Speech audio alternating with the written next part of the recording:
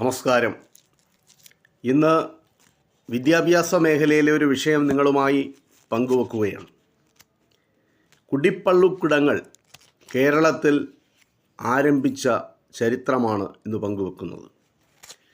ആധുനിക പാശ്ചാത്യ വിദ്യാഭ്യാസ സമ്പ്രദായത്തിൻ്റെ ആവിർഭാവത്തിന് മുമ്പ് കേരളത്തിലെ ജനങ്ങൾക്ക് പൊതുവിദ്യാഭ്യാസം നൽകിയിരുന്ന സ്ഥാപനങ്ങളായിരുന്നു കുടിപ്പള്ളിക്കൂടങ്ങൾ. വിദേശ മിഷണറിമാരുടെ വരവിനോടുകൂടി അതിൻ്റെ സ്വാധീനത്തിൽ നിന്ന് ആരംഭിച്ച ഈ പ്രസ്ഥാനങ്ങൾക്ക് കേരളത്തിൽ വലിയ പഴക്കമുണ്ട്.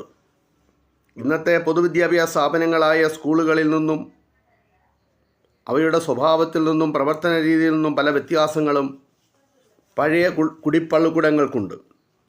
സർക്കാരിൻ്റെയോ ഏതെങ്കിലും സംഘടനകളുടെയോ